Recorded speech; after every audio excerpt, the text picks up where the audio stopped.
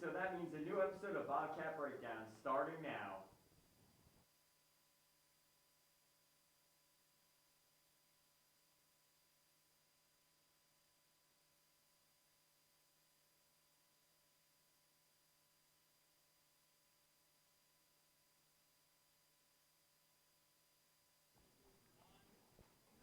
Good evening and welcome to Bobcat Breakdown. I am your host, Matt Mungo, and joining me is John Surratt and Joey O'Donoghue. Guys, how are you feeling?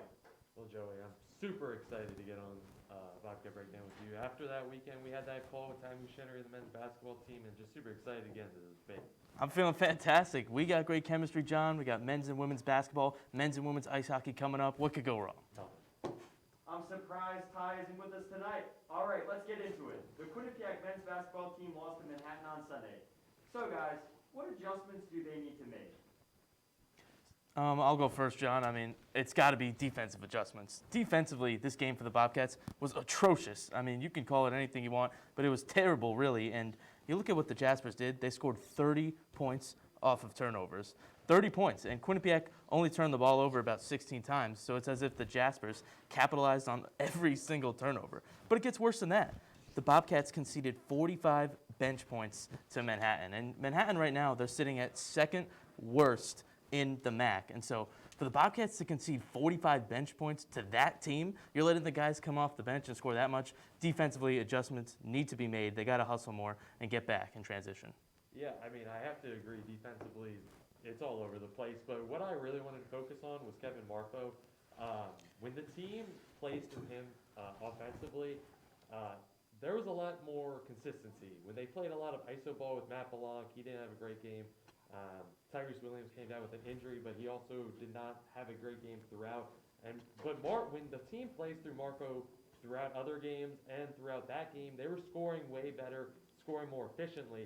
But when it was around other guys, and just weren't able to get through him, offensively and defensively, when he's the best player on the court, you got to play through him. And I thought in that Manhattan game, you needed to do that more in order to succeed. You know, they were just in and out of the game here and there. But it never really felt close. It was kind of an awkward, weird feel to the game overall in general.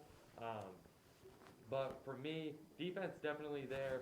But I think offensively too, only putting up 66 points when the last time they played Manhattan was a 90. That's a big difference, and I think they have to find that more consistent play, and I think that runs through Marco.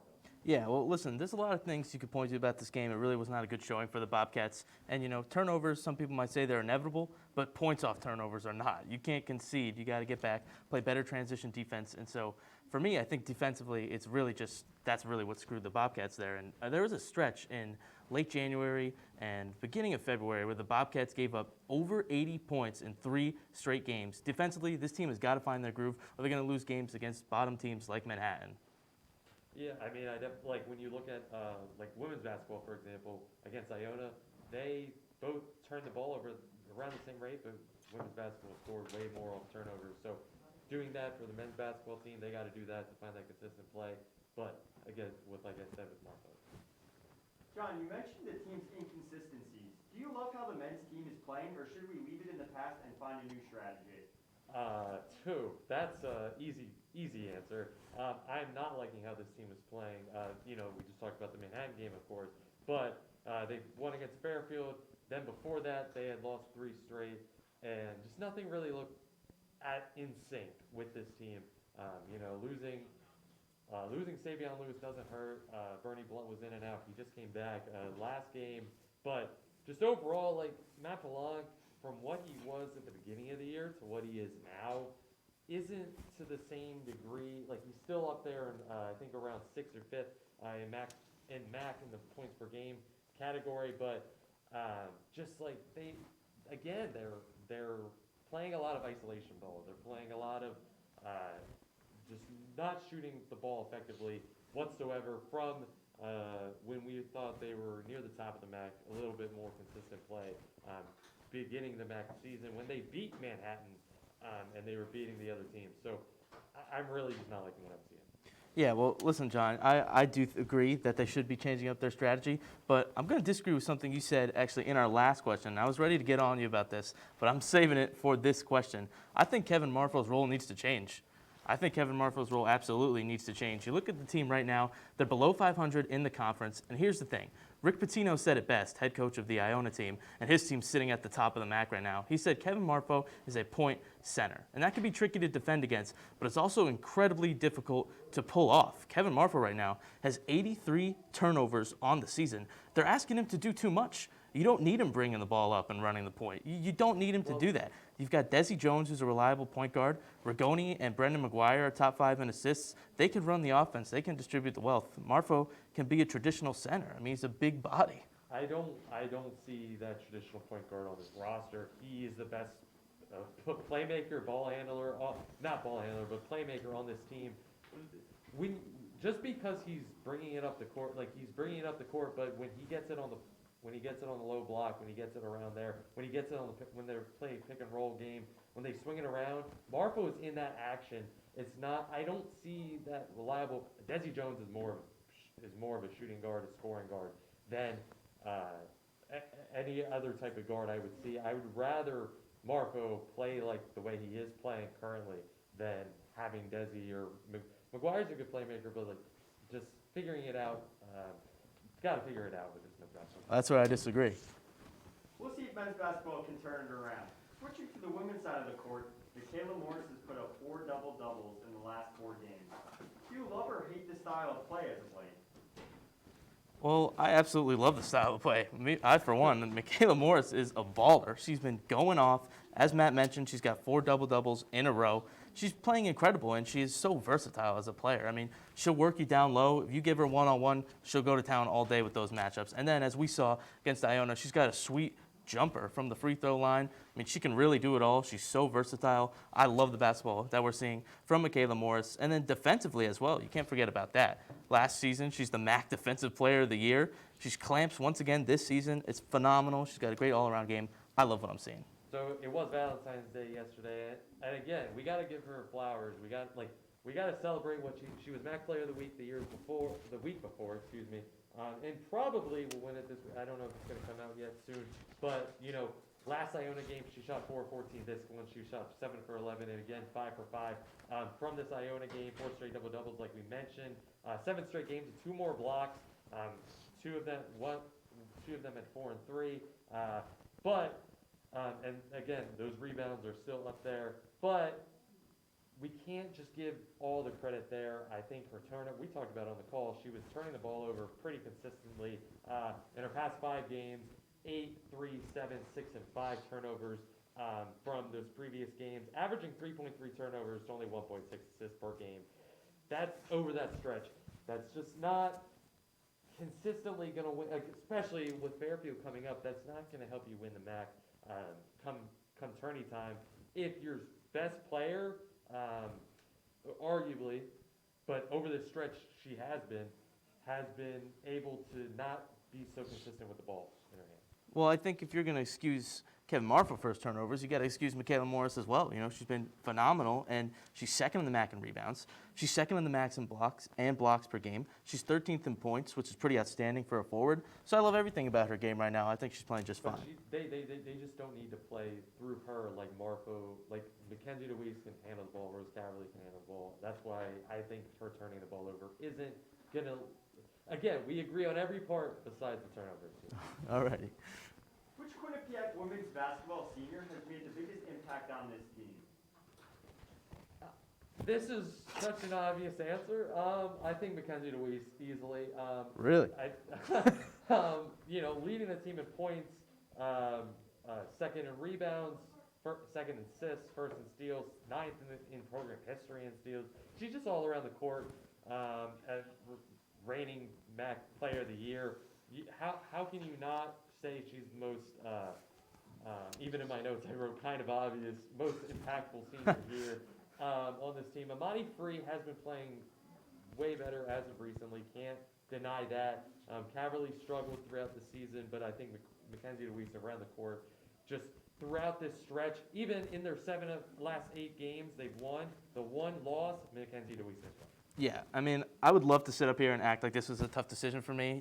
Rose Caverly is a great passer. Monty Free has been balling out, but there's no doubt about this one. I'm going with Mackenzie DeWeese. She's been phenomenal. She's 6th in the MAC in total points And as we know, Ty Mushenry is the biggest fan of her in the nation. I mean, and he knows basketball. And so she's averaging 4 steals a game. That metric's insane. And then she's averaging 7.7 rebounds per game. So, she hustles hard. She fights for boards, active hands defensively. She's the focal point of this offense. There's literally nothing negative I could say about her game right now. So, absolutely, she has the biggest impact for me as a senior. For sure. I mean, she really went, we've seen it throughout her time here for over 4 years, and possibly 5th.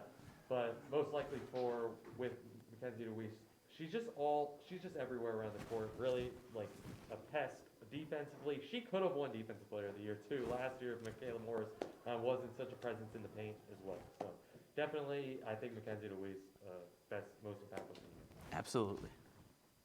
DeWee's biggest impact as a senior all around here tonight. Even though Valentine's Day was yesterday, love is still very much in the air. As Joey and John know, I got them their flowers. So guys, which Quinnipiac team are you choosing to be your Valentine? John, we'll start with you.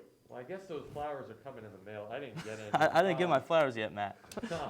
But I did see you posted an Instagram story yesterday with your Valentine, so she might not take so kindly to the subject. But the team that I got to go with for my Valentine is women's basketball.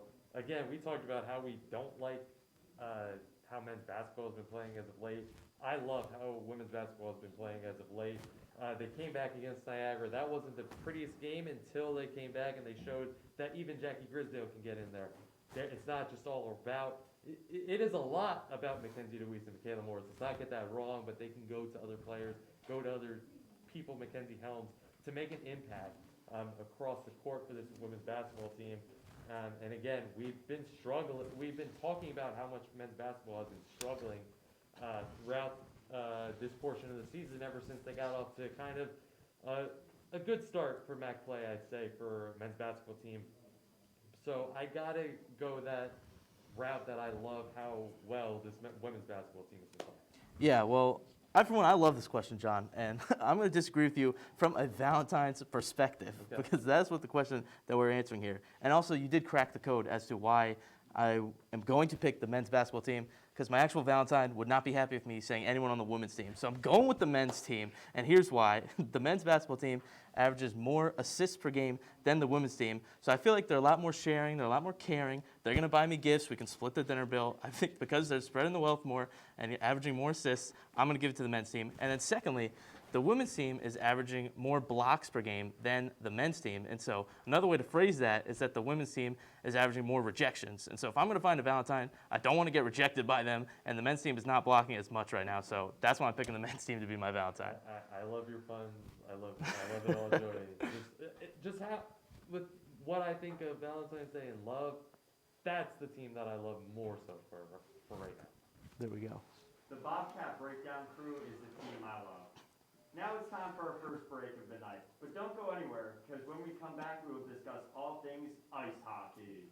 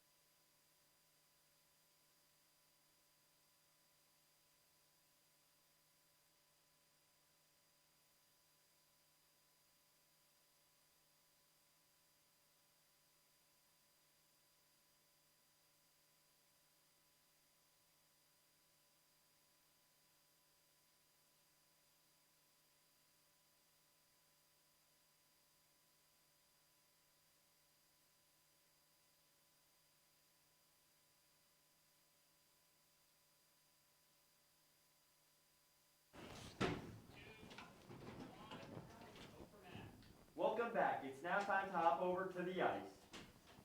Following the weekend split against St. Lawrence and Clarkson, what letter grade would you give the Quinnipiac men's ice hockey team? Joey, we'll start with you. Thank you, Matt. And I'm going to go ahead and give them a B+ for this weekend. They split the games, and I'll start with the first one. I had no problem with the 3-1 victory over St. Lawrence. That was great. They won the face-off battle, as they usually do. They routed off more shots than St. Lawrence did, as they had 26. St. Lawrence only had 23. So they had a nice victory there. I'm not docking any points for that. But here's where I lose a full letter grade, was that loss. I mean, that loss against Clarkson was unacceptable, really, for this Bobcats team. I mean, it wasn't terrible, as they did rattle off way more shots than Clarkson did. I mean, they had 29. Clarkson only had 14. So definitely an element of luck involved if Clarkson's going to score 3 goals on 14 shot attempts. So absolutely some luck factored in there. And so I'm going to give them a B+. I think that's the perfect grade to stamp down for this weekend. They split. They're obviously a phenomenal team. I think they should be winning against both of these teams, but they seem to have dominated a lot of the metrics. Yeah, I definitely agree. Like that, a split. That it isn't the worst thing, but I'm going to go with the B- here. A little bit off from your grade, just because I think the loss. I view the loss even more than you probably do, honestly, with this, because St. Lawrence isn't the best team in ECAC hockey play, and of course they should have beat them. But Clarkson isn't the worst team to lose to. They lost 3-1. It was in regulation too, which wasn't the best. It was like I forgot the streak that that it broke for them losing in that type of play in regulation. Excuse me, but I do think a B- at the end of the day with that type of split and falling down 2 spots in USCHL. Who do you think is in the lead for the Hobie Baker Award? Could this be the year a Bobcat finally wins the award? Could we get that love story? John, start us off. Yeah, Matt. I'm definitely. I could see it. I just don't think it will be. I think Yanni Peretz is second for me right now. I gotta go with Bobby Brink out of Denver. Currently leading the country in points overall with 44 and 34 assists. Again, Peretz is having an amazing year, but I think that comes down to the defense of Quinnipiac. I think that's one of the best, if not the best defense in the country. So I think it's helping out that the team really isn't, that the team is really defending well in front of Peretz. But I think Brink, the past 2 Hobie Baker Award winners have been goalies, which could help, but I think hurt Yanni Peretz's case in this specific case, and I'm going to go with Brink. Well, listen here, John. This is the year that a Bobcat's going to win it, and it is going to be Yanni Peretz. He's been outstanding this season. It's historic what we're seeing from Yanni Peretz this season. He leads the ECAC in save percentage with 95.3. He leads other goalies in the ECAC in wins and win percentage. He's got 17 wins, 85.7%. And then he has the best goals against average in the ECAC at .84. He's not even giving up a goal per game. And then you can't forget about his 10 shutouts. And this allows me to take it a step further, because Yanni Peretz's save percentage leads the entire NCAA. His 10 shutouts leads the entire NCAA, and so does his 18 goals allowed and goals against average, excuse me. So you guessed it, once again, those are the fewest in the NCAA. It's absolutely incredible what we've seen. Yanni Peretz deserves the Hobie Baker Award. I rest my case. You know, it's really a debate between the best offensive player versus the best goalie in the country. I just think it's going to come down to that. Denver is also currently 3rd in the USCHO poll, so I think that'll, I definitely think that'll take in play for Quinnipiac here, but or for Denver, excuse me. But I think Quinnipiac is just not going to get it here this year. Well, I think Bobby Brink is going to come away with it just because of his impact on the ice for Denver right now. And I think Yanni Peretz's impact is there, but just not as much as Brink's is for Denver. If I'm Joey's girlfriend, I'm a little bit scared of Yanni Peretz. Switching now to the Quinnipiac women's ice hockey team. After the game versus Harvard, do you think the Bobcats are finally heading in the right direction? Absolutely. I mean, we forget this team was undefeated until finally they lost 1-0 to Princeton. Then they had a little up and down stretch, and now they're winners of 3 games in a row. They won against Dartmouth, they won against Harvard, and they just beat RPI today. And they had an incredible display, winning 4-0 and rattling off 50 shots. And then you look at the game against Harvard. They fired off 37 shots. Schroeder had a good game in net. She racked up 23 saves, only allowed the 1 goal against the Harvard team that is running away with their conference, the Ivy League. Harvard's sitting at the top at 9-1 in that conference. So an incredible game all around for the Bobcats against the tough opponents. I really think that game against Harvard and then the big win against RPI today is going to propel the women's ice hockey team into a great season of success. They're definitely headed in the right direction. I can't be so fast with that. I think, they were undefeated like you mentioned, and then that cold streak might have showed a little bit that this team isn't what it was at that point in the year. And I think when you look at it, I think that game against Harvard and then against Dartmouth as well. I think that game against Harvard though was such a survival of the fittest for Quinnipiac. They needed that game. And when you're a team like that, down heavy coming into a stretch like that, they need a win like that. At Harvard, they won just 3 in a row. Their heads were high. Quinnipiac was looking into getting that win to save, not necessarily save their season, but keep it afloat and keep it to one of the top in the ECAC hockey. So I think I just can't be so quick that they bounce back. Well, they got that huge game that you said that they needed. So absolutely, they're in the right direction of winners of 3 straight. Or make them fall back. Who knows? A lovely quarrel of marriage over there. After the 23-save win and her first win of the new year, is Schroeder back to playing the way she was at the beginning of the season? John? Yeah, I think I got to see more from Schroeder. She really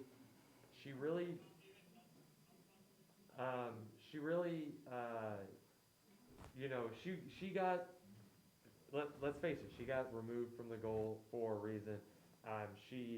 Before that St. Lawrence game where she allowed 2 and 0 goals, she allowed 2 against Dartmouth, 1 against Harvard, but then she allowed 4 against Colgate, 3 against Harvard, 3 against Clarkson, 5 or over the other 2 games against Wisconsin. That's just not a good showing throughout that stretch when she only had a .8 goals allowed per game average before that stretch.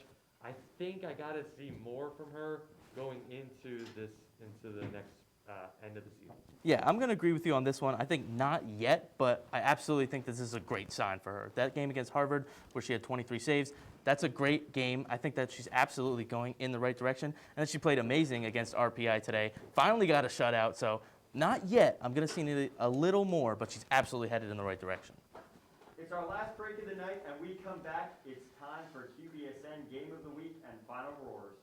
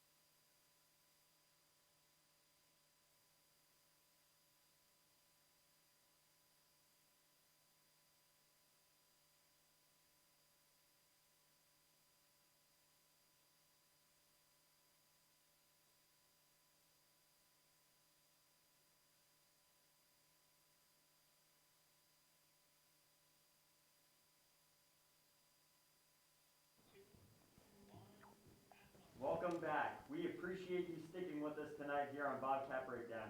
It is now time for the Qbsn Game of the Week. And for tonight's game, we will head to the People's United Center and Lender Court, as this past Saturday was senior night for the Quinnipiac women's basketball team. 3 seniors were honored by the program prior to tip-off, including Mackenzie DeWeese, Rose Cowerly, and Amani Free. Once the game began, it was all business for the Bobcats as they cruised to a 78-49 victory over the Iona Gales. DeWeese led the Bobcats in scoring, putting up 18 points and adding 9 rebounds to her line. And as we mentioned earlier, junior Michaela Morris posted her 4th double-double with 14 points and 10 rebounds. The win improves the Bobcats' record to 15-8 on the season, and they will travel to Fairfield on Thursday for a date against the top team in the MAC, in the Fairfield Stags. It's almost the end of the night, but first, final words. John, take it away. Well, you just watched the game of the week, and although it was a team effort in that blowout victory over Iona, the group that was celebrated before the game is who I want to acknowledge. This Quinnipiac women's basketball senior class is small compared to others, but has led the changing of the guard beautifully. Before the 3 seniors this year, Mackenzie DeWeese, Rose Caverly, and Amani Free, it was Jen Fay, Taylor Hurd, Edel Thornton, Paula Stroutman, and Brittany Martin, and so many more historic players that have played under head coach Trish Fabry. But those groups were some of the most dominant teams in Quinnipiac history. Now this group of seniors hasn't won 30-something games in a row in the MAC. Heck, DeWeese and Free were only in 1 NCAA tournament game in their careers, and Caverly has never played in one at Quinnipiac or Vermont. Past senior classes would have been able to say way more. What this group of seniors really showed is a resiliency and toughness and work ethic that has helped Quinnipiac stay at or near the top of the conference since those other players left. Even if they don't win the MAC this year, their heart and grit and how they competed every night will show off their legacy for years to come, and something Fabry should be proud of when it's all said and done. The Quinnipiac Bobcats women's basketball team has been phenomenal this season. They're currently 10-4 in their conference and sitting at 2nd place in the MAC. There are 6 games left in the regular season, but it is never too early to speculate about the MAC postseason tournament. The Bobcats rank 2nd in the MAC in scoring. They lead all of the MAC in margin of victory. They are 2nd in rebounds, 3rd in assists, 5th in blocks. Take a glance at any basketball metric, and the Quinnipiac Bobcats are right around the top of the conference. And I'm going to say this now.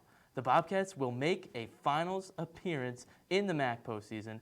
They will face off against Fairfield, and do not be surprised if Quinnipiac takes home the trophy. I'm calling it right here, right now, on Bobcat Breakdown.